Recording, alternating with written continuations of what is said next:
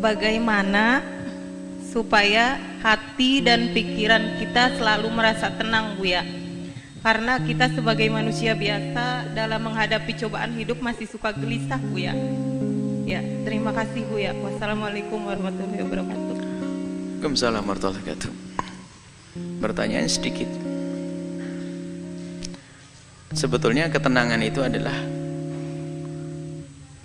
dia bicara bagaimana hati dan pikiran saya agar tenang. Tenangnya hati dan pikiran bukan dengan tenangnya jasad. Maka yang perlu ditata adalah pikiran dan hati. Bukan berarti ketenangan hati itu adalah karena banyaknya duit, bukan. Itu orang kaya juga gelisah kok kadang-kadang. Bukan ketenangan batin itu karena suaminya ganteng, tidak, atau istrinya cantik, bukan. Jadi memang ketenangan murni di dalam hati kita. Nah, tinggal sekarang itu bagaimana agar hati itu tenang. Jawabannya sederhana, hati dan pikiranmu kau sambungkan dengan apa dan siapa. Kalau hati dan pikiranmu engkau sambungkan dengan sesuatu yang bikin gelisah, ya gelisah. Coba, kalau hati dan pikiranmu, orang boleh mencari dunia, tapi tidak boleh menggantungkan hatinya dengan dunia tersebut. Sehingga kalau orang menggantungkan hatinya, mengikat hatinya dengan dunia, lihat, di saat tidak mendapatkannya dia gelisah, di saat mendapatkannya hilang pun susah. Ada orang duitnya hilang tenang saja kok, ajib, karena dia tidak mengikat hatinya dengan dunia tersebut.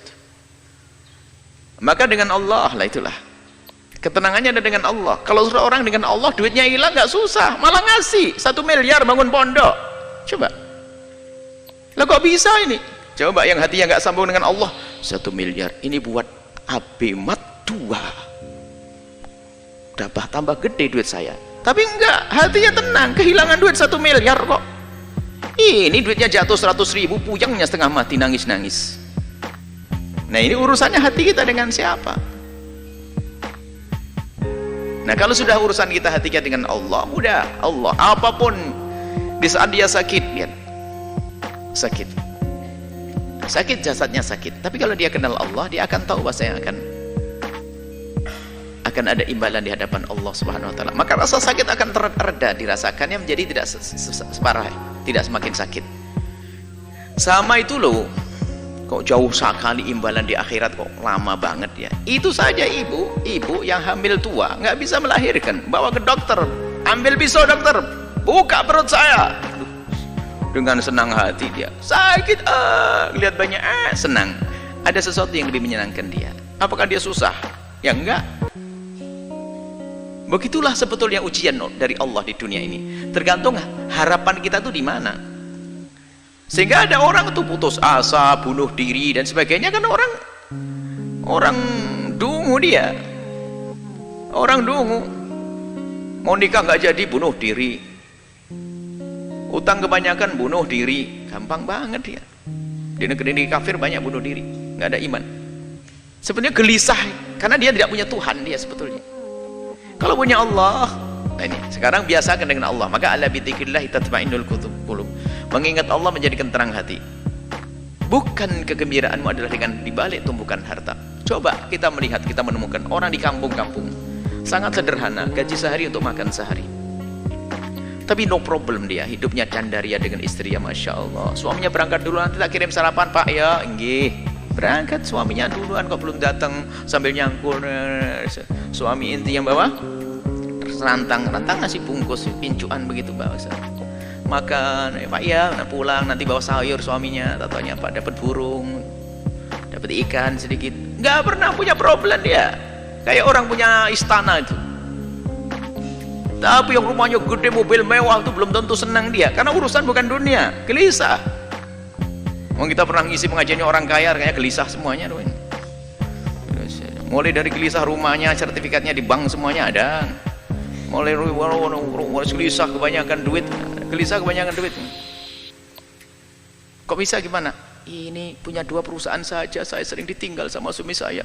Sekarang membuka perusahaan di luar negeri, Bu ya. Bagaimana senasib saya nanti? Wah, tambah susah dia. Macam-macam orang, dan bingung nih manusia itu karena hatinya tidak dengan Allah.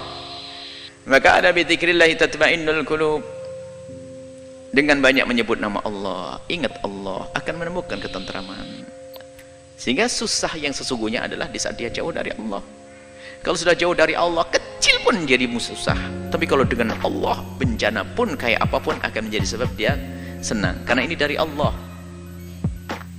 Sehingga para solehin itu kalau diuji dengan kefakiran, selamat datang dengan syiarnya orang-orang besar. Kefakiran syiarnya orang-orang besar.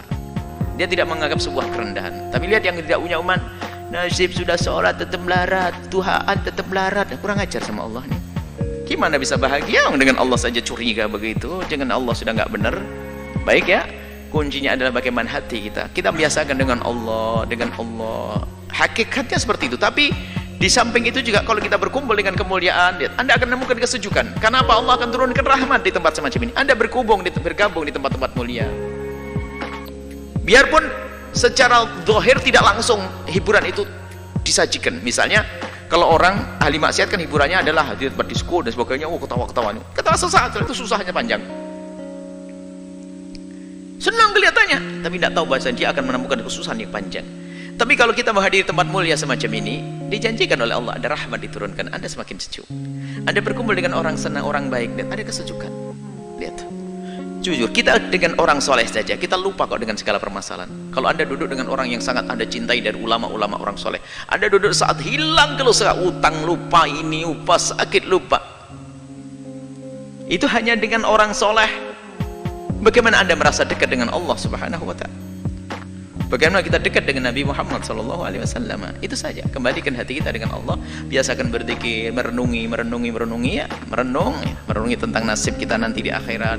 Bagaimana urusan dunia, rendahnya dunia. Kalaupun mencari dunia hendaknya untuk Allah. Sudah menjadi orang kaya boleh, bukan dilarang, tapi bukan hanya untuk menyuburkan kesombongan kita, untuk membesar kerakusan kita. Kalau kita hanya mencari dunia hanya untuk dunia tersiksa, seperti diingatkan oleh Nabi, kalau ada orang hatinya itu rakus, dikasih lembah emas 1 minta 2, dikasih 2 minta 3, kasih ini. Dan unik, orang itu punya pabrik 6, itu pabriknya triliunan semuanya tuh. Itu kebakaran hancur 3, itu masih nangis nyungsep masuk rumah sakit. Bodoh banget dia, masih ada 3. 3-nya saja masih kaya raya dia. 3 perusahaannya masih berjalan, 3-nya runtuh, itu nyungsep dia masuk rumah sakit. Ya, kasihan benar tuh manusia. Semoga Allah menjaga hati kita, hati dengan Allah. Maka di saat Anda kaya yang sesungguhnya, Anda bisa menjadi fakir, Anda kaya dengan Allah. Indah. Allahu a'lam.